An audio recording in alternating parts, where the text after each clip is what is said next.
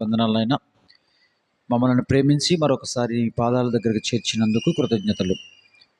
భూమి ఆకాశములను సృష్టించిన సృష్టికర్త అయిన మీరు ఈ సృష్టిలో ఒక చిన్న ధూళి కణముతో సమానమైన నాయన మాతో మీరు సహవాసం చేయటానికి మీరు ఇష్టపడినందుకు స్తోత్రాలు తండ్రి. పరలోకం నుండి ఈ భూమి మీదకి మీరు అందించిన జీవాహారమైన పవిత్ర గ్రంథములో ఉన్న సత్యాలు నేడు మేము కొన్ని విషయాలు ధ్యానం చేసుకుంటుండగా మాకు సహాయం చేయండి. వినేవారికి మేలు కలుగునట్లు, రక్షణ కలుగునట్లు, ఆలోచించి మంచి నిర్ణయం తీసుకునగలుగునట్లుగా మీ పరిశుద్ధాత్మ దేవుణ్ణి మాతో ఉంచి బలపరచమని, నిత్య జీవానికి యోగ్యులుగా మా జీవితాలు నిలబెట్టుకోవటానికనైనా మేము చేస్తున్నటువంటి ప్రయత్నంలో ఆద్యంతము మాకు తోడుగా నడిపించి బలపరచమని త్వరలో రాబోతున్న ప్రభువైన యేసయ్య శ్రేష్టమైన నామములో ఈ ప్రార్థన మీకే అర్పిస్తున్నాము తండ్రి, ఆమేన్. ప్రియమైన దేవుని పిల్లరా, ఈరోజు మనము ఒక పాఠాన్ని మనం ధ్యానం చేసుకుందాం. దుర్దినాలా మంచి దినాలా, ఏవి నువ్వు కోరుకుంటున్నావు? ఈరోజు మనం ఆలోచిస్తున్నటువంటి పాఠం. ప్రియులరా, దినముల గురించి, రోజుల గురించి ప్రతి మనిషికి కూడా ఒక అవగాహన ఉంది. ఒకప్పుడు లేనిటువంటి ఆలోచనలు మరి మీడియా ప్రభావం వలన, మరి వస్తున్నటువంటి వార్తలను బట్టి ప్రజల్లో, ప్రియమైన దేవుని పిల్లరా, అనేకమైనటువంటి ఆలోచనతో కూడిన మాటలు, సందర్భాలు మరి ప్రజల నోటి నుండి వినబడుతూ ఉంటాయి. రోజులు బాగోలేవండి అనే మాటలు మరి వింటూ ఉంటాం. మన పూర్వం కూడా రోజులు బాగోలేవండి, ఇంకా పెద్ద తరాలు అయితే మంచి రోజులు వస్తాయిలే అనే భావజాలాలు కూడా వ్యక్తపరిచినటువంటి పెద్దలు కూడా మనకు కనబడుతూ ఉంటారు. ఏమండి, ఒకప్పుడు పెద్దలు ఆశ ఏంటంటే మంచి రోజులు వస్తాయి, నేడున్నాయి బాగలేదు అని. కానీ నేడున్న పరిస్థితి ఏంటో తెలుసా? నేడున్న పరిస్థితి ఏంటంటే మంచి రోజులు వస్తాయి కాదు, వచ్చే రోజులన్నీ కూడా ఇంకా ఘోరంగా ఉంటాయేమో అన్నట్లుగా ఈరోజు మనకి సమాజ పరిస్థితి మనకి కనబడుతుంది. ప్రియమైన దేవుని పిల్లారా, ఎందుకంటే ప్రతి వారి నోటి నుండి వచ్చేటువంటి మాటలు ప్రపంచం ఎడిపోతుంది, సమాజం పాడైపోతుందండి అని ప్రతి ఒక్కరూ కూడా అంటూ ఉంటాం. కానీ ఆలోచించవలసినవి ఏంటంటే, ఈ పాడైపోతున్న సమాజంలో నేను పాడైపోయానా అనే ఆలోచన ప్రతి మనిషికి కూడా రావాలి.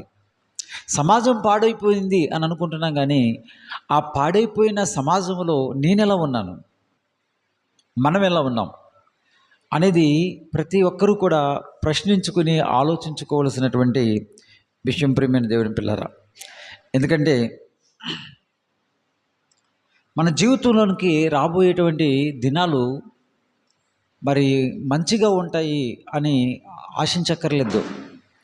ఎందుకంటే దేవుడు, ప్రియులరా, భవిష్యత్ జ్ఞానము ఎరిగినటువంటి దేవుడు. మానవ జీవితపు అంతం లేకపోతే మానవ జీవితపు యొక్క ముగింపు ఎట్లా ఉంటుందో ఎరిగినటువంటి దేవుడు ఎన్నో విషయాలు మనిషికి తెలియపరిచారు. జీవగ్రంథం ద్వారా ఎన్నో సత్యాలు ఆది నుంచి కూడా తెలియపరుస్తూనే వచ్చారు. ప్రియులరా, యేసుక్రీస్తు ప్రభుల వారు ఉన్న కాలంలో ఆయన మాట్లాడిన మాటలు, ప్రసంగాలు నిజంగా ఈరోజు అందుబాటులో ఉంటే ఎంత బాగుండేది అనిపిస్తూ ఉంటుంది. అప్పుడు టెక్నాలజీ లేదు, ఏమీ లేదు కదా. యేసు ప్రభు వారు శరీరధారిగా ఉన్నప్పుడు టెక్నాలజీ ఉందా? లేదు. నిజంగా ఆయన మాట్లాడిన మాటలు, ఆయన ప్రసంగాలు నిజంగా అప్పుడు టెక్నాలజీ ఉండి ఈనాటికి కూడా మనకు అందుబాటులో ఉంటే ఎంత అమోఘంగా ఉండేదో. ఏమండి, ఆయన ఒరిజినల్ వాయిస్, ఆయన ఒరిజినల్ వర్డ్స్ శరీరధారిగా ఉన్నప్పుడు ఆయన భావ వ్యక్తీకరణ ఏమండి మనం వింటే ఎంత బాగుండదో. ఎందుకంటే ఆయన దగ్గర విన్నవి, నేర్చుకున్నవి ఆయన వెంబడించిన శిష్యులు ప్రకటించారు. ఆ శిష్యులు ప్రకటించినవి మరికొందరు నేర్చుకుని విని ప్రకటించారు. అలా రాను రాను రాను రాను రాను రాను ప్రియులరా, ఒకరి నోటి నుండి, ఒకరి చేతిలో నుంచి ఒకరి నోటి నుండి మరొక చేతిలోకి అలా వస్తూ వస్తూ వస్తూ వచ్చాయి మన దగ్గరికి, ఎక్కడికి. అందుకేనేమో మనకి పెద్దగా దేవుని వాక్యం పట్ల వింటున్న వారికి ఆసక్తి రావట్లేదేమో అనిపిస్తూ ఉంటుంది అప్పుడప్పుడు.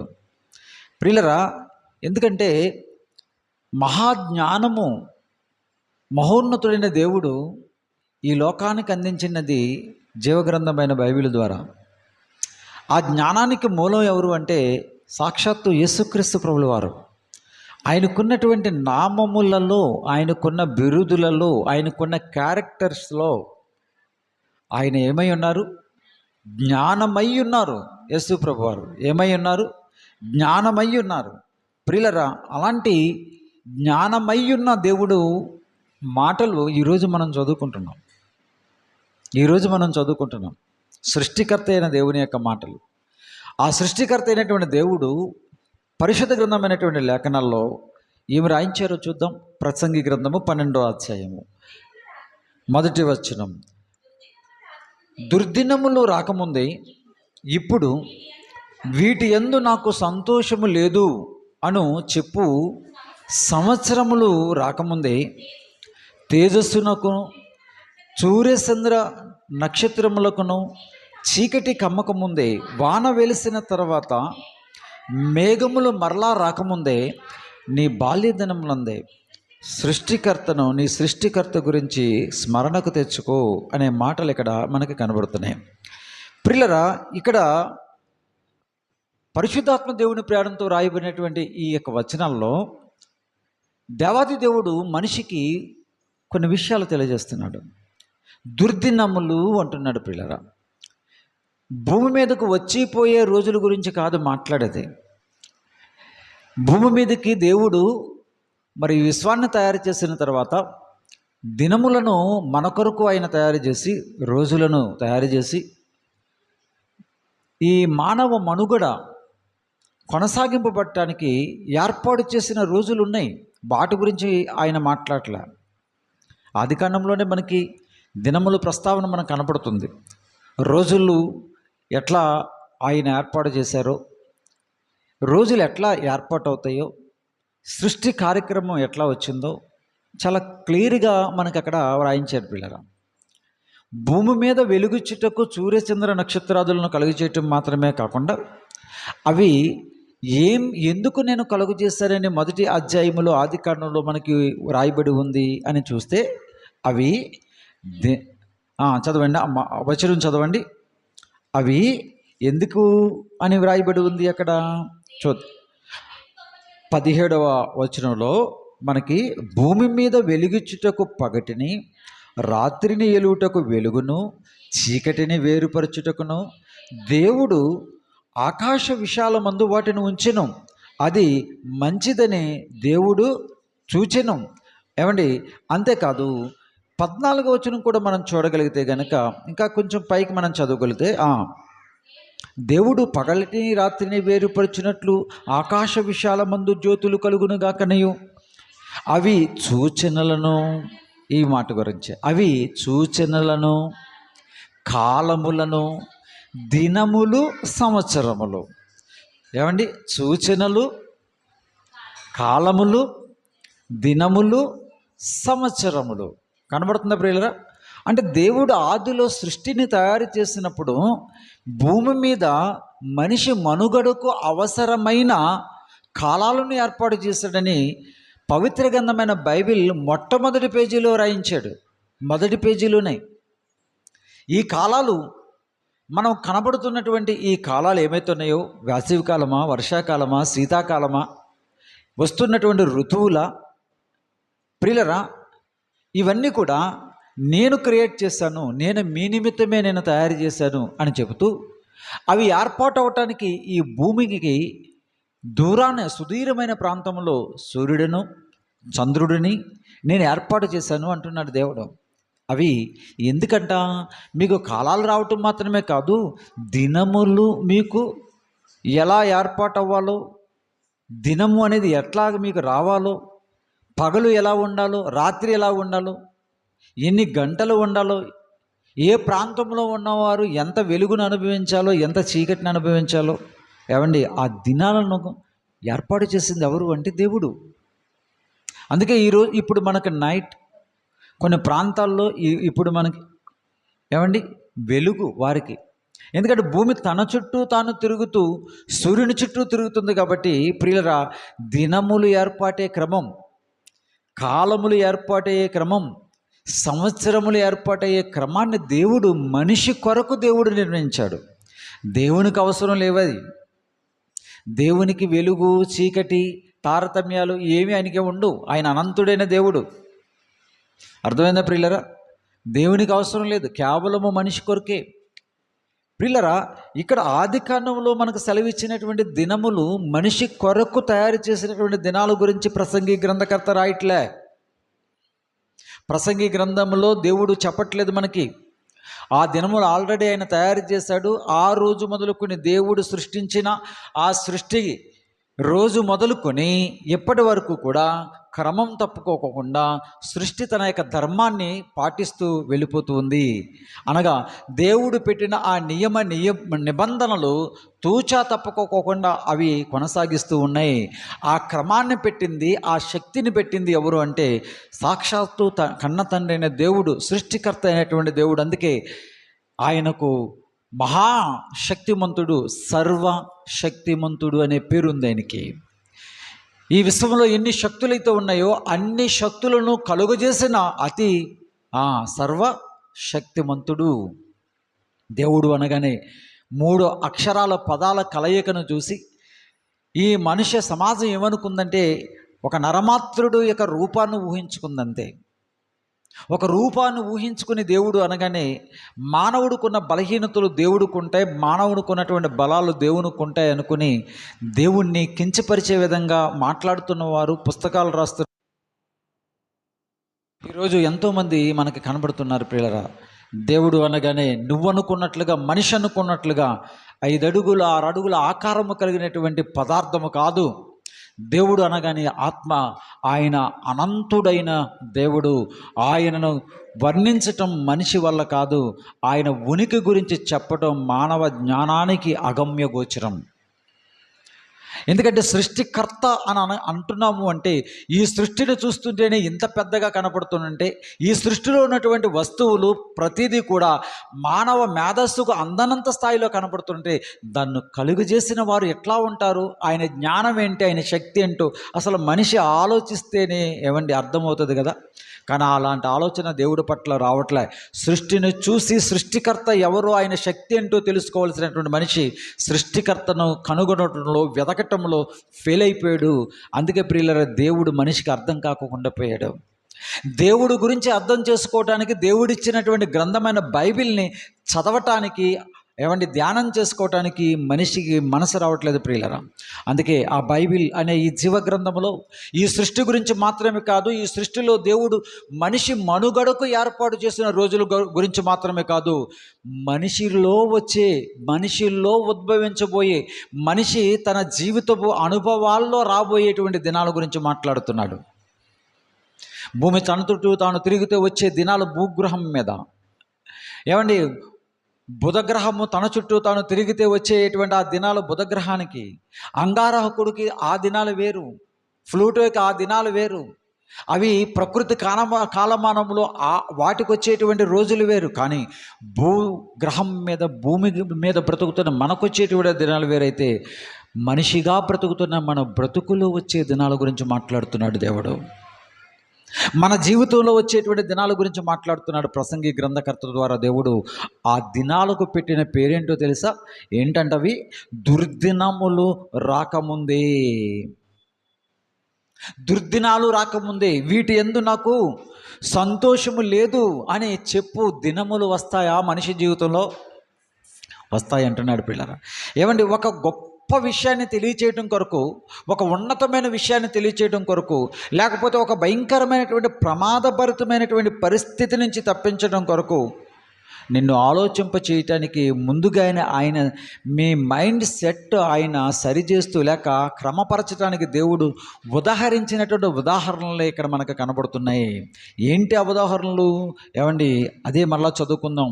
వీటి యందు మాకు సంతోషము లేదు అని చెప్పు సంవత్సరములు రాకముందే, తేజస్సుకు సూర్యచంద్ర నక్షత్రములకు చీకటి కమ్మకు ముందు. ఇదేంటండి?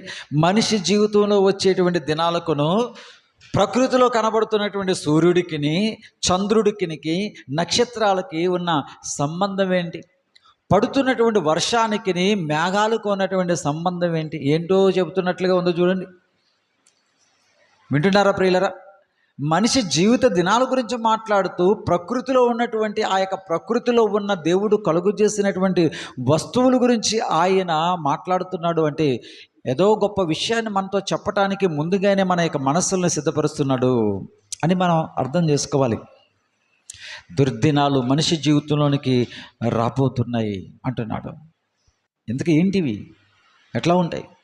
ఏమంటే మన ఇంట్లో ఉన్నటువంటి మన పిల్లలను చూస్తున్నప్పుడు, మన కుమార్తెను మన కుమారుడిని చూస్తున్నప్పుడు రోజు రోజు ఎదుగుతూ ఉండంటే వాడు బాగా ఎదుగుతున్నాడు, డెవలప్ అవుతున్నాడు అనిపిస్తూ ఉంటుంది. అట్లా కాకుండా ఇంట్లో ఉన్న నాన్నను అమ్మను చూస్తున్నాం అనుకోండి, ఏమనిపిస్తూ ఉంటుంది? రోజు రోజుకు వారి ఆయుష్కాలం తగ్గిపోతూ ఉంది అనిపిస్తూ ఉంటుంది. చూసారా? ఒక కుమారుడినో కుమార్తెను చూస్తేనేమో వాడు ఎదుగుతున్నాడు, డెవలప్ అవుతున్నాడు అనిపిస్తూ ఉంటుంది. వృద్ధాప్యంలోకి వచ్చినటువంటి నాన్ననో అమ్మనో చూసేటప్పటికి ఇంకా వీళ్ళ కాలం ఏమైపోయింది? డెవలప్ అవుతున్నారు అనుకుంటావా?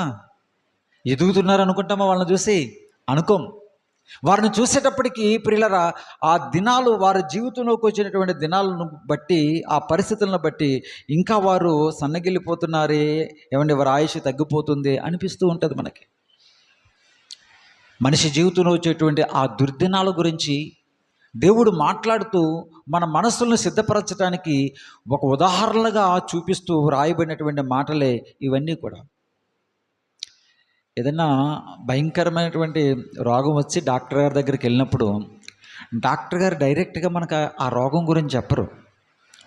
ఏమండి, ఆ రోగం తగ్గని రోగం, నీ ఆయుష్కాలము ఇంకా కొద్ది దినాల్లో ముగిసిపోద్ది అని డాక్టర్ గారు తెలిసిపోయింది ఆ రోగాన్ని బట్టి. కానీ ఆయన మీతో అది మాట్లాడరు, ఆయన మనతో అది మాట్లాడరు. అది మాట్లాడుకోకుండా ఏవేవో చెప్తూ ఉంటారు. ఏవేవో చెప్పడం అంటే ఏంటి? ఏమండి, మీ వయసు ఎంతండి? ఓకే, బాగున్నారండి, ఇంకా బలంగానే ఉన్నారు, బాగా తింటున్నారా, మరి ఎంతసేపు మీరు పని చేసుకోగలుగుతున్నారు, లేకపోతే టీవీ చూస్తున్నారా, మంచిదండి, మీరు పలానా పళ్ళు తింటున్నారా, పలానా ఆహారం తింటున్నారా, ఇక్కడి నుంచి మీరు బాగా తినండి, మీకు పిల్లలు ఎంతమంది, ఇవన్నీ అడుగుతూ ఉంటాడు. ఎందుకు? ఆయనకు అసలు విషయం చెప్పరు. తర్వాత అసలు విషయం బోధపడే విధంగా మైండ్ సెట్ చేయటానికి ముందుగానే, ఇదిగో మీరు ఎదిగారు కదా, వయసు పెద్దదయింది కదా, మీ పిల్లలకు, మీ యొక్క భార్యకు, మీ బిడ్డలకు చెప్పాల్సినవి, చేయాల్సినవి ఇంకేమైనా ఉన్నాయా? ఏమండి, ఈ ఈ రోగం అనేది వస్తుంది, పోతూ ఉంటుంది, ఈ మందులు వాడండి, కొంతకాలానికి సెట్ అవుతుంది. ఇలాగా కొద్ది కొద్దిగా ఆయనకి ఏం చేస్తాడంటే, తనలో ఉన్నటువంటి బలహీనత ప్రమాదకరమైనదని చెప్పుకోకుండానే, ఏమండి, చిన్న చిన్నగా ఆయన యొక్క మైండ్ ట్యూన్ చేసుకుంటూ వెళ్తాడు డాక్టర్ గారు. ఒకేసారి చెప్పడానికి ఇష్టపడ్డు. ఆయనతో చెప్పకపోయినా, ఏమండి, మనమైనా సరే ఎప్పుడైనా ఒక విషాదకరమైన వార్తను చెప్పడానికి వెంటనే చెప్పేస్తామా? చెప్పం. నిజంగా యాక్సిడెంట్ అయ్యి ప్రాణాపాయ స్థితిలో ఉన్నటువంటి వ్యక్తి గురించి మనం వెంటనే ఆ విషయాన్ని డైరెక్ట్గా చెప్పాం మన ఇంటి వారికి. ఎట్లా చెప్తాం? ఏదో బండి గుద్దిందంట, జస్ట్ గాయాలైనవి అంట, హాస్పిటల్కి తీసుకెళ్ళారు,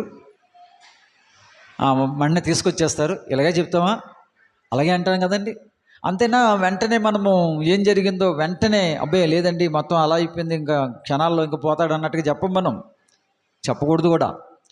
ఎందుకంటే ఆ వ్యక్తుల యొక్క మనసులను సిద్ధపరచడానికి మనం ఏం చేస్తామంటే, అది ఎంత ప్రమాదభరితమైన, మనం తట్టుకోలేనటువంటి పరిస్థితి వస్తుందని ఎరిగినటువంటి మనమే ఆ వ్యక్తులకు చెప్పడానికి మనం ఏం చేస్తామంటే ఆచితూచి అడిగేస్తూ ఉంటాం.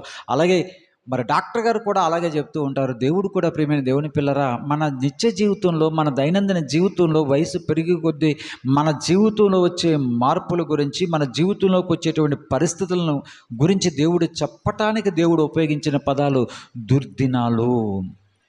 ఆ దుర్దినాలు వచ్చినప్పుడు ఎట్లా ఉంటుందో పరిస్థితులని చెప్పటానికి ఆకాశాన్ని చూపిస్తున్నాడు, వానను చూపిస్తున్నాడు, నక్షత్రాలను చూపిస్తున్నాడు, సూర్యుడు అంటున్నాడు, చంద్రుడు అంటున్నాడు. చూసారా ప్రియులరా? ఏమండి, మన జీవితంలో వచ్చేటువంటి దీనికి ఆకాశంలో ఉన్న నక్షత్రాలకి వాన వెలవటానికి ఏమైనా ఉందా అంటే అదేమీ కాదు. ప్రియమైన దేవుని పిల్లరా, మన మైండ్ సెట్ చేస్తున్నాడు. ఏదో ఒక రోజు నీ యొక్క దినాలు ఆ ముగింపు దశకు వస్తాయి. ఆ ముగింపు దశకు వచ్చేటప్పటికి నీ పరిస్థితి ఎట్లా ఉంటుంది? నీ పరిస్థితి అట్లా ఉంటుంది. నువ్వు భరించలేనటువంటి స్థితిలోకి వెళ్ళిపోక ముందే ఆ భరించేటువంటి స్థితినికి రావటం కొరకు ఏమండి, దేవుడు మనిషి యొక్క మైండ్ ట్యూన్ చేయటానికి దేవుడు మాట్లాడుతున్నటువంటి విధానాన్ని మనం అర్థం చేసుకోగలగాలి ప్రియులరా. మనం భరించలేనటువంటి స్థితి రాబోతుంది. అది భరించగలగాలంటే ముందుగానే మన యొక్క మనస్సును సిద్ధపరుస్తూ ఉన్నాడు దేవుడు ప్రియులరా. అప్పుడప్పుడు పూర్వకాలం ముందు కొన్ని సినిమాలు, సీరియల్స్ వాటిల్లో ఆ సినీ రచయిత ఒక ప్రమాదం గురించి ఆ కుటుంబం వారికి తెలియచేయడానికి కొన్ని ఎగ్జాంపుల్స్ అందులో వాడుతూ ఉండేవాడు. ఏమండి, భార్య వెళ్ళి బావిలో ఉన్న నీళ్లు తోడుతూ ఉంటుంది. అలా తోడుతూ ఉంటుండగా పైకంట వచ్చిన బకెట్ దబేలమని కింద పడిపోద్ది. పడిపోయినప్పుడు ఆ పడిపోయినటువంటి నీళ్లు అలా ఎగిరి ఈ నుదుటి మీద పడి ఈ నుదుటి మీద ఉన్న బొట్టుగా ఇలా చెరిగిపోద్ది. అప్పుడు రచయిత యొక్క ఉద్దేశం ఏంటి చెప్పండి? ఈవిడ ఆలోచనలు ఎక్కడికి వెళ్తే, అమ్మో ఈవిడ గబగబా వెళ్ళి అలా అద్దంలో చూసుకునేటప్పటికి ఈ నుదుటి మీద ఉన్న ఇది కానీ చెరిగిపోయేటప్పటికి నా భర్తకి ఏదో అయిపోతుంది అన్న విషయాన్ని, అది కల్పన. కానీ ఆ భావాలు ఏమండి రావటం కొరకు ముందుగానే ఏదో జరగబోతుంది. ఎప్పుడు పెట్టుకునే పువ్వులే తీసి బయటికి వెళ్ళి అలా ఇసిరేస్తూ ఉంటారు. ఆ రోజు ఇసిరిన పువ్వులు దండ కాస్త వెళ్ళి భర్త గారు యొక్క ఫోటో పడింది అనుకోండి. ఏంటి ఇక్కడ అర్థం? ఏదో ఆలోచన చేస్తుంది. ఇప్పుడు ఆ పాత్రధారిలో ఉన్నటువంటి ఆ భార్య ఏం ఆలోచిస్తుంది ఇప్పుడు చెప్పండి? ఏం ఆలోచిస్తుంది? సంథింగ్ ఏదో రాంగ్ జరగబోతుంది, నా భర్తకి ఏదో అయిపోబోతుంది. చూసారా? అంటే ఆ రచయిత ఆ ప్రమాదం గురించి ముందుగానే తెలియపరచడం కొరకు ముందుగానే ట్యూన్ చేస్తూ ఉంటాడు. మనం ఆలోచించేదానికి ఏదో జరగబోతుందని చూసేవాళ్ళు కూడా ఏమవుతుంది అర్థమవుతుంటుంది. ఒక మనిషికే ఇంత ఇది ఉంటే, మనిషి ఆలోచనలకి ఇంత ఇది ఉంటే ప్రియులరా, సృష్టికర్త అయిన దేవుడు, మనల్ని ప్రేమించినటువంటి దేవుడు, నిత్య జీవానికి నడిపించాలనుకున్నటువంటి దేవుడు మన జీవితంలోకి కొన్ని భయంకరమైన వాతావరణ పరిస్థితులు వస్తాయి, అవే దుర్దినాలు అని చెప్పటానికి దేవుడు రాయించినటువంటి మాటలే ఇవన్నీ కూడా. వాటి గురించి వివరించాలంటే కనుక ఎట్లా ఉంటుందంటే, ప్రియమైన దేవుని పిల్లరా, తేజస్సుకు సూర్యచంద్ర నక్షత్రాలకు చీకటి కమ్మకు ముందే అంటే వయసు పెరిగే కొద్ది కళ్ళు బాగా కనబడతాయి మనకి. చెప్పండిరా, ఈ రెండు కళ్ళకి ఇంకో రెండు కళ్ళు పెట్టుకుని మనకు కనపడవు కదా. వయసు పెరిగే కొద్దీ ఏమండి నక్షత్రాలు కనబడటం, ఏమండి చీకటి జీవితమే. ఏమండి కమ్మక ముందే నీకు అలాంటి ఏమండి దగ్గరకు వచ్చేంతవరకు కూడా ఎవరో అన్నది మనకి తెలీదు. ఆ వ్యక్తి ఏమనుకుంటాడు, నన్ను చూశాడు కానీ నన్ను పలకరించలేదు అనుకుంటాడు ఆయన. నువ్వేం చేస్తావు? నీకు కనపడలేదు, ఎందుకని నీకు కనపడలేదు, నువ్వు పలకరించలేదు. ఆ వ్యక్తి ఏమనుకుంటాడు, నిన్ను అపార్థం చేసుకుని ఏవేవో అంటూ ఉంటాడు. మరి నువ్వు చేసింది వాస్తవానికి అతన్ని నిజంగా నువ్వు గుర్తుపట్టావంటే గుర్తుపట్టలే. దుర్దినం. నువ్వు చెయ్యకపోయినా, నువ్వు పలకరించబోయి నీ చెయ్యకపోయినా, నీకు అనుభవంలోకి రాకపోయినా, అది ఇతరులు నిన్ను అపార్థం చేసుకునేటువంటి పరిస్థితి వస్తుందా? వస్తుంది. ఏ పని చేసుకోవాలన్నా కళ్ళు సహకరించవు. చూసారా ప్రియమైన దేవుని పిల్లరా? ఏమండి, ఆ విషయాలు దేవుడు చెప్పటానికి వాన వెలిసిన తర్వాత మేఘములో రాకముందు అంటూ కిందకు వచ్చేటప్పటికి ఏమండి చాలా ఎగ్జాంపుల్ చెప్పుకుంటూ వస్తాడు. మన జీవితంలో మన శరీరానికి, మన మనస్సుకు ఏర్పాటయ్యేటువంటి పరిస్థితులు అర్థం చేసుకోవటానికి కింద చెప్పే అన్నీ కూడా ఏమండి ఆ ఎగ్జాంపుల్స్ అన్నమాట. చెవులు ఎలా పని చేయకుండా పోతాయో చెప్పడానికి ఒక ఎగ్జాంపుల్ ఇచ్చాడు. కాళ్ళు చేతులు ఎట్లాగా పని చేయకుండా పోతాయని చెప్పడానికి ఏమో ఒక ఎగ్జాంపుల్ చెప్తూ ఉంటాడు. ఏమండి ప్రతిదాన్ని చూసి భయపడేటువంటి స్థితి, ఒకడు చూస్తూ ఒకడు అనుకుంటూ ఉంటాం. ఏమండి నాలిక రుచులు కూడా కోల్పోతూ ఉంటుంది. చెవి ప్రియులర వినికిడు కోల్పోతూ ఉంటుంది. ఏమండి జవసత్వాలన్నీ కూడా ఉడికిపోతూ ఉంటాయి. చరిత్రలో ఒక పెద్ద ఆయన వృద్ధాప్యపు పరిస్థితులు ఎట్లా ఉంటాయో చెప్పడానికి సమూయేలు 2వ గ్రంథంలో ఒక మాట ఉంది, చూద్దాం. సమూయేలు 2వ గ్రంథంలో ఒక భక్తుడు ఇట్లా మాట్లాడుతాడు. 19వ అధ్యాయము 35వ వచనంలో ఆ వృద్ధాప్యంలో ఎలాంటి పరిస్థితులు ఉంటాయని చెప్పడానికి ఆయన మాట్లాడుతున్నటువంటి విషయాలు. ఆయన పేరు బర్జిల్లయి. ఆయన దావీదు గారితో మాట్లాడుతున్నటువంటి పరిస్థితి. నాకు 80 సంవత్సరాలు వచ్చాయి అని దావీదు గారు అంటాడు, అయ్యా మరి పెద్దవారు మీరు కూడా నాతో పాటు యొర్దాన్ని దాటి వచ్చేయండి అయ్యా, నాకు ఆపదలో నాకు చాలా సహాయపడ్డారు, మరి నా కుటుంబం నన్ను తిరుగుబాటు చేసిన, నా కన్న కొడుకే నన్ను మరి తరిమేయాలని చంపేయాలని ప్రయత్నం చేసిన, నన్ను సహాయం చేసి నీతో పాటు నీ కుటుంబీకులు కూడా నాకు ఎంతగానో సహాయపడ్డారు ఏమండి, కాబట్టి మీరు మాతో కూడా రండి అని చెప్పేసి కోరుకుంటాడు. ఎవరిని అంటే బర్జిల్లయి గారిని. ఏమండి, అలా కోరుకుంటున్నప్పుడు ఆ బర్జిల్లయి గారు చెబుతున్నటువంటి సమాధానం చూడండి. నాకు 80 సంవత్సరాలయ్యా, సుఖదుఖములకు ఉన్న భేదము నాకేమన్నా గుర్తించగలను? సుఖమేంటో దుఃఖమేంటో, సంతోషం ఆనందాలకు ఉన్న భేదాలు కూడా తెలియనటువంటి పరిస్థితే. అదే దుర్దినాలు. ఏంటయి చెప్పండి? దుర్దినాలు. వయసు పెరిగే కొద్దీ మన జీవితంలోకి వచ్చేటువంటి మార్పులు. యవ్వన బిడ్డలారా, నైడు వయసులో ఉన్న బిడ్డలారా, వృద్ధాప్యంలోకి వచ్చినటువంటి బిడ్డలారా, చిన్నపిల్లలు మనం ఎవరైనప్పటికీ కూడా మన జీవితపు ముగింపు అంతపు దశలోకి వెళ్ళేటప్పటికీ మన యొక్క శరీరము, మనసు యొక్క పరిస్థితులు ఎట్లా మారిపోతాయో దేవుడు రాయించిన మాటలు. ఏమంటే సుఖము దుఃఖానికి ఉన్న తేడా కూడా తెలియనటువంటి పరిస్థితి అట. ఏమండి, పెద్ద వయసు వచ్చిన తర్వాత చిన్నప్పుడు చిన్న ముళ్ళు గుచ్చుకుంటే కెవ్వమని అరుస్తాం, అవునా కదా? పిల్లలు అరుస్తారు అరవరా? వృద్ధాప్యంలోకి వచ్చినటువంటి వారికి చిన్న గాయమే రక్తం కారిపోతున్నా వాళ్ళు ఏమంటారు? ఏముందరా ఇది, అలా చూసుకుని ఆయింట్మెంట్ రాసుకుని కట్టేసుకుంటూ ఉంటారు. ఆ బాధకు కూడా పెద్దగా వారు స్పందించినటువంటి పరిస్థితి. ఏమండి, మనం రుచికరమైనటువంటి పదార్థాలు తిని ఎగిరి గంతేస్తూ ఉంటాం మనం. కానీ ఆ వయసులో ఆ పెద్దవారు నువ్వు ఎంత బాగా వండి పెట్టినా ఏమంటారు? రుచిగా లేదు, ఇందులో ఉప్పు లేదు, కారం లేదు, నాకే ఇలాగ వండి పెడుతున్నారని విసుక్కుంటున్నటువంటి పెద్దవారు మన కుటుంబాల్లో కనబడుతూ ఉంటారు. ప్రియమైన దేవుని పిల్లలు, అది వారి తప్పు కాదు. వారి యొక్క శరీరంలో ఉన్నటువంటి నాలుక, నోరు ఆ రుచి మొగ్గలను కోల్పోయి ఆ యొక్క లక్షణాలను కోల్పోయినప్పుడు వారు నువ్వు ఎంత బాగా వండి పెట్టినప్పటికీ కూడా వారు అలాగ అనుకునేటువంటి అవకాశం ఉంది అని దేవుని వాక్యం చెప్తుంది ఇక్కడ. వింటున్నారా ప్రియరా? అందుకే అలాంటి పెద్దలు ఉన్నప్పుడు దయచేసి మీరు ఇసుక్కోకండి. ఇదిగో చూసారా, నేను ఎంత బాగా వండి పెట్టినా మా మామయ్య ఎలా అంటున్నాడు, మా అత్తయ్య గారు ఇలా అంటుంది, మా అమ్మ ఎలా అంటుంది, అలా అంటున్నారు ఏమండి అని విసుక్కుని వారి మీద మీరు కోపాలు ప్రదర్శించి వారిని ఏమండి అవమానపరిచే విధంగా మాట్లాడకూడదు ప్రియమైన దేవుని పిల్లలు. ఎందుకంటే అదే దుర్దినాలు రేపు నీకు కూడా వస్తాయి, మనకు కూడా వస్తాయి. చూసారా ప్రియులరా? దేవుడు మాట్లాడుతూ ఇదిగో బర్జిల్లయి గారు ఇంకేం మాట్లాడుతున్నాడు అక్కడ? దుఃఖాలకు ఉన్నటువంటి భేదము నేను గుర్తింపగలనా? అన్నపానముల రుచి నీ దాస్తున్నని నేను తెలుసుకోగలనా? చూడండి, అన్నపానాల యొక్క రుచి కూడా తెలుసుకోలేని ఎంత వయసు ఇది?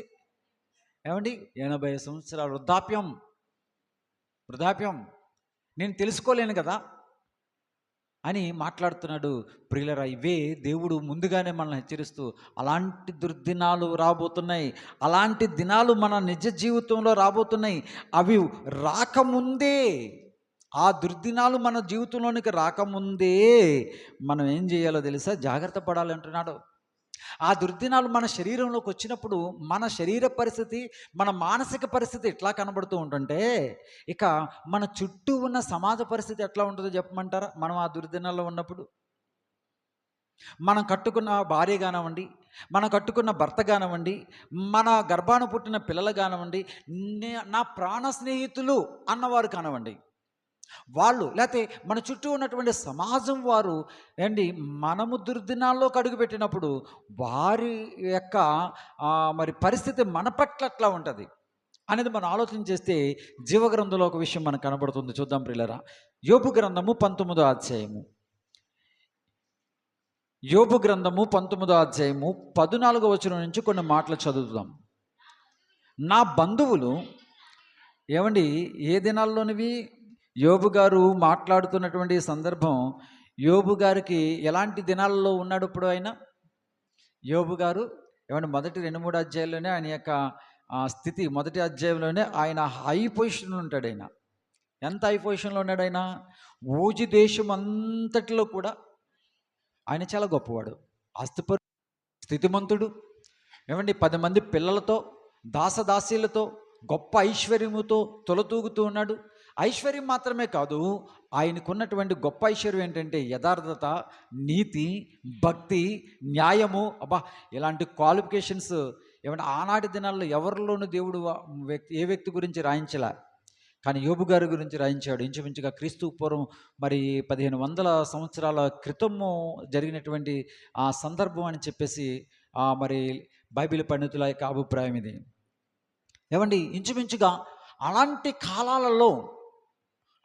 కాలాల్లో అది ఊజు దేశం, మస్కట్ అని ఇప్పుడు పిలువబడుతుంది. అది అంత గొప్ప స్థాయి ఆయనకుంది. అంత గొప్ప స్థాయిలో ఉన్నటువంటి ఆయన కొద్ది కాలానికి ఎలాంటి పరిస్థితులు గుండా వెళుతున్నాడో మనకు తెలుసు. అకస్మాత్తుగా ఆయన ఆస్తంతా పోయింది, బిడ్డలు చనిపోయారు. భార్య కూడా ఆమె పట్టించుకునేటువంటి పరిస్థితి. ఆయన శరీరానికి భయంకరమైనటువంటి రోగం వచ్చింది. ఆయన జీవితంలోకి వచ్చిన దుర్దినాలు ఇంకెవరికి రాలేదేమో. మనుషులలో అంత దారుణమైనటువంటి పరిస్థితి. అలాంటి పరిస్థితుల్లో, అలాంటి దుర్దినాలలో, ఒక మనిషి యొక్క జీవితంలోకి వచ్చినటువంటి అలాంటి దుర్దినాల్లో ఒకప్పుడు ఐశ్వర్యవంతుడు, ఒకప్పుడు మంచి పేరు ప్రఖ్యాతలు గాంచినవాడు, నీతిపరుడు, యథార్థపరుడు, సహాయం చేయకోకుండా ఎవరికి లేడైనా. ఆయన గురించి చాలా మాటలు ఈ అధ్యాయాలు మనకి కనబడుతూ ఉంటాయి. అలాంటి మంచి వ్యక్తి గురించి చుట్టూ ఉన్న సమాజంలో ఆయన దుర్దినాల్లోకి వెళ్ళినప్పుడట ఎట్లా ఉంటున్నారట, వాళ్ళు ఏమంటున్నారు చూడండి అక్కడ. నా బంధువులు నా యొద్దకు రావట్లేదు, అంటే బాగా ఉన్నప్పుడు వచ్చారనమాట వాళ్ళు, అంతే కదా. బంధువులు నా దగ్గరికి రావట్లేదు అంటున్నాడు, అంటే ముందు ఎలా ఉండుంటారు? అస్తమానం వచ్చి ఉండేవారు. ఎందుకంటే ఈయనకి దగ్గర ఏమీ తక్కువ లేదు, ఏమీ కొదువు లేదు. పైగా డబ్బున్నవాడే కానీ దానవంతుడు, గుణవంతుడినా. డబ్బున్న ప్రతి ఒక్కరు గుణవంతులు ఉండరు, దానవంతులు ఉండరు. డబ్బు పిచ్చి మామూలు వ్యామోహం కాదు, డబ్బుకి వ్యామోహం, డబ్బు వ్యామోహం, ధన వ్యామోహం అని పేరు. ఆ వ్యామోహంలో ఉన్నవాడు, సంపాదనే ధ్యేయంగా పెట్టుకున్నవాడు ఇంకా బంధువులేంటి, రక్త సంబంధికులేంటి, ప్రాణ స్నేహితులేంటి, వీళ్ళెవరిని పట్టించుకోరు ధన వ్యామోహంలో ఉన్నవారు. అలాంటోడు కాదు యోబు గారి గురించి. అందుకే ప్రారంభంలోనే మనం ఆ మాటలు చదువుకున్నాం. ఏమని ఉన్నా అక్కడ? ఆయన ఎలాంటి వాడు ఉంది?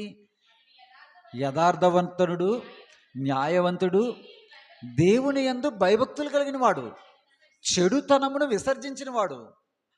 అంతేకాదు, ఇంకో మాట ఉంటుంది అక్కడ, తూర్పు దిక్కున ఉన్న జనులందరిలో అతడే గొప్పవాడు. అంత గొప్ప పేరు సంపాదించుకున్న వ్యక్తికి ఎలాంటి మంచి లక్షణాలు ఉన్నాయి? ఎవరిని ఆయన పట్టించుకోకుండా ఉన్నాడు అనుకుంటున్నారా? లేదు ప్రియులరా, ఎంతో సేవ చేసినటువంటి వ్యక్తి, ఎంతో సమాజ సేవలో ఆరితేరిపోయినటువంటి వ్యక్తి. అలాంటి వ్యక్తి ఈరోజు ఆయన జీవితంలోనికి దుర్దినాలు వచ్చేటప్పటికీ ప్రజలు ఎవరు, బంధువులు రావట్లేదంట. ఇంకా నా ప్రాణ స్నేహితులు నన్ను మర్చిపోయారు.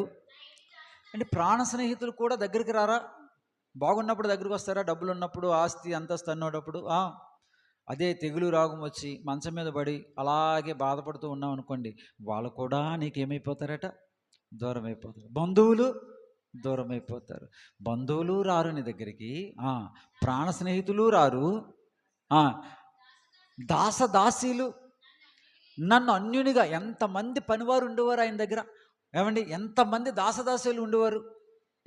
ఆయన యథార్థత, ఆయన నీతి, ఆయన భక్తి ఎంతో అమౌంట్ వారికి ఖర్చు పెట్టి ఉండొచ్చు కదా. ఎంతోమందికి సాయం చేసిన చేతులు కదా. ఎంతోమందిని ఆయన హక్కును చేర్చుకున్నటువంటి మరి శరీరము కదా అయింది. అలాంటి ఆయనకట వీళ్ళందరూ ఏమైపోయారట? అన్యునిగా ఎంచుకున్నారంట. పరదేశి. పరదేశి. దుర్దినాలు వచ్చినప్పుడు ఇలాగే ఉంటాయి. పిలుస్తామేమని పలకరు, చూడనట్టుకు వెళ్ళిపోతారు అంతే. ఎక్కడ పలకరిస్తే ఏం అడుగుతాడో, అసలే ఆయన పరిస్థితి బాగాలేదు, అప్పుల పాలైపోయాడు, అనారోగ్య పాలైపోయాడు, ఒకప్పుడు బాగానే ఉండేవాడు. ఒకవేళ దగ్గరికి వెళ్తే మనల్ని ఏం ఆశిస్తాడో, మనల్ని ఏం అడుగుతాడో, ఏ హాస్పిటల్‌కి రమ్మంటాడో, లేతే ఏ ఆర్థిక సహాయం చేయమంటాడో. ఏవండి, ఇలా అనుకున్నట చుట్టూ ఉన్న సమాజంలో నీ దగ్గరే ఉన్నవాళ్ళు, ఒకప్పుడు నీ ద్వారా మేలు పొందిన వాళ్ళు సైతము వారేమవుతారంట? ఆ! నేను నా పనివారిని పిలువగా వారేమీ పలకట్లేదట. పనివాడే పలకట్లేదంట. అంటే అప్పటి వరకు ఇంట్లో పని చేసినోడేనా? పని చేస్తున్నాడే. పలకట్లేదట. ఏంటి పరిస్థితి? ఈయన పెట్టిన అన్నం తిని, ఈయన ఇచ్చిన జీతం తీసుకుని, ఏమండి, ఈయన దగ్గర పనిచేసేటువంటి పనివాడు సైతం పిలుస్తుంటే పలకలేడా? పలకట్లేదు. బ్రతిమాలుతున్నాడటండి. ఒకసారి ఆ పరిస్థితి ఆలోచన చేయండి. ఏమంటే ఆయన యోబు గారు ఉన్నటువంటి స్థితి, దుర్దినాలు ఆయన జీవితంలోకి అడుగట్టాయి. ఏమండి, పనివాడు పిలుస్తుంటే రావట్లేదు. ఇంకా చూడండి, నా ఊపిరి నా భార్యకు అసహ్యం. చూసారా? తిట్టుకున్న భార్యలు లేరా? తిట్టుకోవట్లేదా? ఎంతకాలం చేస్తాను సాయకరి నీకు? నేనే దొరికానా నీకు? చాలామంది భర్తలను, చాలామంది భార్యల్ని, ఏమండి, రోగం వచ్చినప్పుడు, తెగులు వచ్చినప్పుడు ఇబ్బంది పడుతూ ఉన్నప్పుడు వారికి సేవ చేసేటువంటి క్రమములో చాలామంది భార్యను చూడుకోకుండా, భర్తను చూడుకోకుండా దూషిస్తున్నవారు ఎంతమంది లేరు ప్రియరా? ఎంతమంది లేరు? తల్లిదండ్రులని, తల్లిని చూడుకోకుండా, తండ్రిని చూడుకోకుండా చీదరించుకుంటున్న కొడుకులు, అయ్యో అత్తమామలు నా తల్లిదండ్రులతో సమానం కదా అని చెప్పి, ఏమంటే ఆలోచించవలసినటువంటి కోడళ్ళు ఆ అత్తయ్యను లేదా ఆ మామయ్యను చేదరించుకుంటున్నటువంటి పరిస్థితులు ఈరోజు సమాజంలో ఎంత లేవు ప్రియులరా?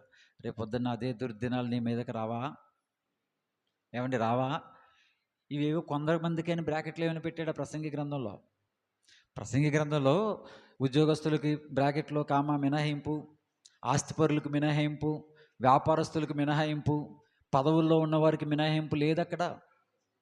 ఏమండి, ఈ దుర్దినాలు, ఏమండి, ఈ యొక్క ముసలి వయసు లేక ఈ యొక్క వృద్ధాప్యపు రోజులు, ఇలాంటి శరీరము బలహీనమైపోయేటువంటి పరిస్థితులు ప్రతి వ్యక్తి జీవితంలోనికి వస్తాయి రావా? వస్తాయి. కొంచెం స్థాయి హెచ్చు తగ్గులు ఉంటాయి అంతే తప్ప ప్రతి వ్యక్తి జీవితంలో కూడా కష్టాలు, ఆ యొక్క దుర్దినాలు కనబడుతూ ఉంటాయి. అందుకేనండి ఇక్కడ మాట్లాడుతున్నాడు. ఏమంటున్నాడు చూడండి, భార్య కూడా అసహ్యం అనుకుంటా. నేను కనిన నా కుమారులు, అంటే నా తోడబుట్టిన వారు కింద ఉంటున్నాడు. నా తోడబుట్టిన వారు అంటే రక్త సంబంధికులు కూడా నన్ను ఏం చేస్తున్నారు? నా వాసన వారికి అసహ్యం. చిన్నపిల్లలు సహా నన్ను తృణీకరిస్తారు. నేను లేద్దామని చూస్తేనంట, ఏమండి, ఏమంటారండి, పెద్ద పెద్ద ముసలోళ్ళు నడవలేక నడుస్తుంటే ఎగతాళి చేస్తూ ఉంటారు కదా పిల్లలు. ఏమండి, వాళ్ళు ఏమన్నా మాట్లాడుతుంటే ఆ పళ్ళు ఊడిపోయి ఆ మాటలు సరిగా రావు. వృద్ధాప్యం వచ్చేటప్పటికి మాటలు సరిగా రావు, పళ్ళు ఊడిపోతూ ఉంటాయి, స్పష్టమైన మాట మనకు రాదు. ఆ మాట విన్నవారు ఏం చేస్తారట? ఎగతాళి చేస్తూ ఉంటారు. నీ పరిస్థితి ఎట్లా ఉంటుంది అప్పుడు? నువ్వే, నీ గురించే అని మాట్లాడేది, నా గురించే. ఏమండి, ఇలాంటి పరిస్థితుల గుండా ఒక మనిషి వెళ్తాడు. నువ్వు భరించగలవా? నువ్వు తట్టుకోగలవా? నీ మనసు అంగీకరించగలదా? ఉండగలవా? నీ మైండ్ సెట్ అయినా ఏమైనా సరి చేస్తున్నాడు, నిన్ను ముందుగా ఆయన సిద్ధపరుస్తున్నాడు. రాబోయే దినాలు ఎట్లా ఉంటాయో నీకు తెలియదు. వృద్ధాప్యపు ఛాయలు నీ దగ్గరకు వచ్చేటప్పటికి నీ బలం ఉడిగిపోయేటప్పటికి ఏమంటే ఇంకొకరి మీద నువ్వు ఆధారపడవలసి ఉంటుంది. ఒకనాడు యేసుక్రీస్తు ప్రభువు వారు పేతురు గారిని పిలిచి ఇదే మాట చెప్పాడు. చూద్దాం, యోహాను గారు రాసిన సువార్త 21వ అధ్యాయము 18వ వచనం. యోహాను సువార్త 21వ అధ్యాయము 18వ వచనం చూద్దాం ప్రియులారా. యేసు ప్రభువారు, నా గొర్రెలను మేపు, నువ్వు యవ్వనుడుగా ఉన్నప్పుడు నీ అంతట నీవే నడుము కట్టుకుని నీ ఇష్టమైన చోటుకు వెళ్తావు. నువ్వు ముసలివాడు అయినప్పుడు నీ చేతులు నువ్వు చాచాలి. యవ్వనంగా ఉన్నప్పుడు బిడ్డలారా మీరందరూ మీ ఇష్టానుసారంగా తిరుగుతున్నారు. లెక్కలేదు, పెద్దలంటే లెక్కలేదు, తల్లిదండ్రులంటే లెక్కలేదు. యవనస్తులకి ఈరోజు కష్టపడుతున్నాను, సంపాదిస్తున్నాను, తింటున్నాను, త్రాగుతున్నాను, ఇవే జలసాలు. ఈరోజు చదువుకున్నాను, ఏదో పని చేసుకుంటున్నాను, ఏదో చిన్నతో పెద్ద ఉద్యోగం చేసుకుంటున్నాను, నా ఇష్టం, నా స్వేచ్ఛ, నా స్వతంత్రం, ట్రెండ్, ఈ పనికిమాలిన పదజాలాలు ఎక్కువైపోయినాయి ఈ మధ్యన. జాగ్రత్త. నీ జీవితంలోనికి ఇప్పుడు యవ్వన కాలం బాగా ఉన్నావు అనుకుంటున్నాయేమో, నీ జీవితంలోనికి దుర్దినాలు రాబోతున్నాయి, వస్తాయి.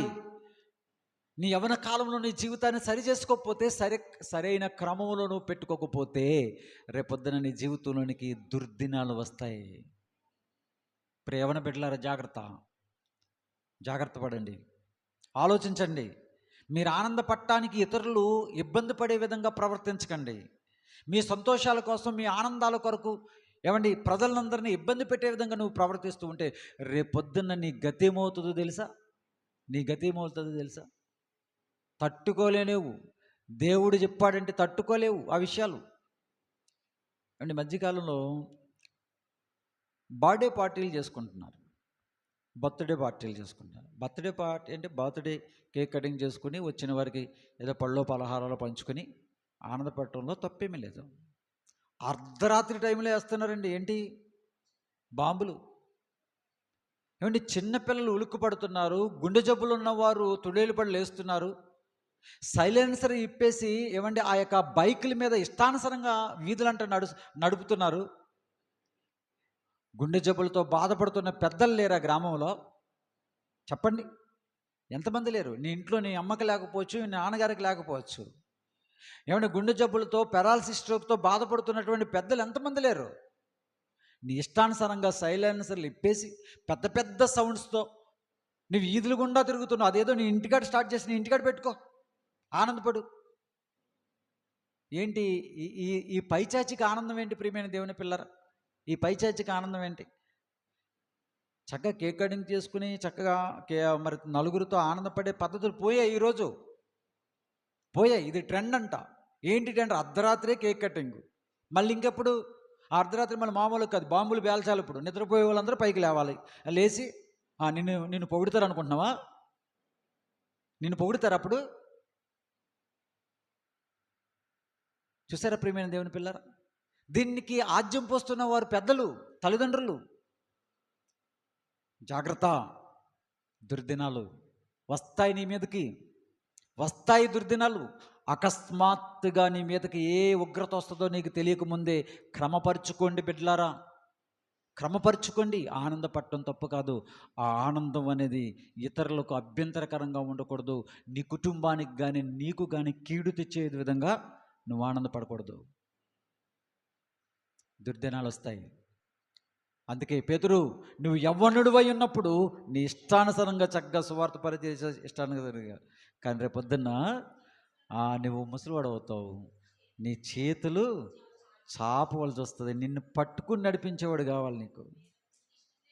వేరొకడు ఒక చోటకి తీసుకెళ్ళమంటే ఇంకో చోటకి తీసుకెళ్తాడు నిన్ను. నీకు ఇష్టములోని చోటికి ఏ దినాలు ఇవి? మనిషి మీదకి వచ్చేవి దుర్దినాలు. నువ్వోటి అనుకుంటావు ఎక్కడికి వెళ్దాం, కానీ వాళ్ళని తీసుకెళ్తావు.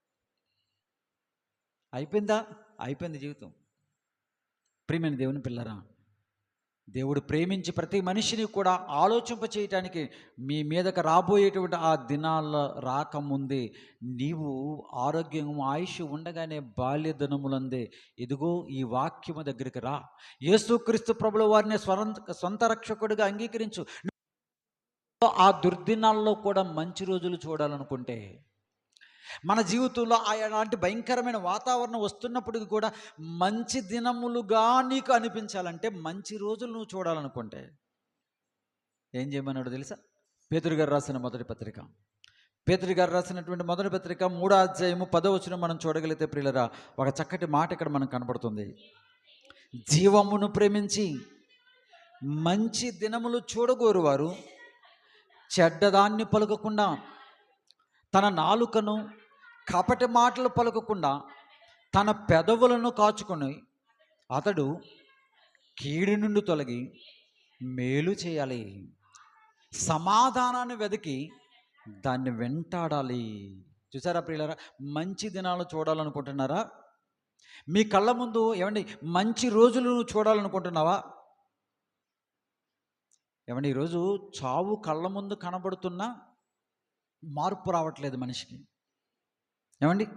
మారాలనుకోవట్లేదు మనిషి. మరణం వరకు కూడా ఆలోచిస్తున్నాడు అంతే. ఏముందిలే, ఉంది, తింటాం, త్రాగుతాం, చచ్చిపోతాం. మరణం వరకు, చావు వరకు కూడా నువ్వు ఆలోచిస్తున్నావు కానీ ఏమండి, మరణం తర్వాత ఏం జరగబోతుందో ఆలోచించలేకపోతున్నావు. ఇప్పుడు దేవుడు నీతో మాట్లాడేది ఏంటో తెలుసా?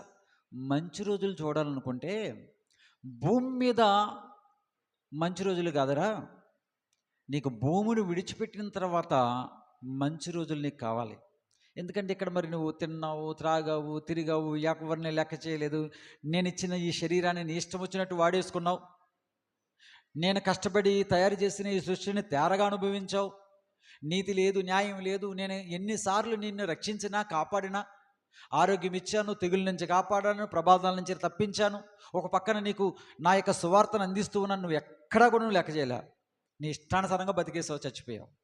మరి చనిపోయిన తర్వాత జీవితం ఉందని ఎన్నిసార్లు నువ్వు మాటలు వినలేదు? ఎన్నిసార్లు నువ్వు ప్రసంగాలు వినలేదు? ఎన్నిసార్లు దేవుని మాటలు వినలేదు? చనిపోయిన తర్వాత బ్రతుకుందని చెప్పడానికే కదా మీ అమ్మగారు, మీ తాతయ్య గారు చెప్పి చనిపోయినప్పుడు సమాధుల పండుగ కూడా వెళ్ళావు నువ్వు. మరణించి తిరిగి లేచినటువంటి యేసుక్రీస్తు ప్రభువారి యొక్క జీవితాన్ని తలపోసుకుంటూ ఎన్నిసార్లు నువ్వు ఈస్టర్ పండుగలకు అటెండ్ అయ్యావో. మరి మరణం తర్వాత మరో బ్రతుకు ఉందనే కదా నేను నిరూపించాను కదా ఆ రోజు. మరణాన్ని జయించి తిరిగి లేచాను కదా. అసలైన జీవితం అప్పుడే కదా ఉంది. మరి ఇవన్నీ నువ్వు తెలుసుకున్న తర్వాత కూడా నీ ఇష్టానుసారంగా బ్రతికేస్తే నిన్నెలా రాణిస్తాను? రేపొద్దున అడగడాయినా. అందుకే నీకు మంచి రోజులు కావాలంటే నాయనా, మరణం తర్వాత నీకు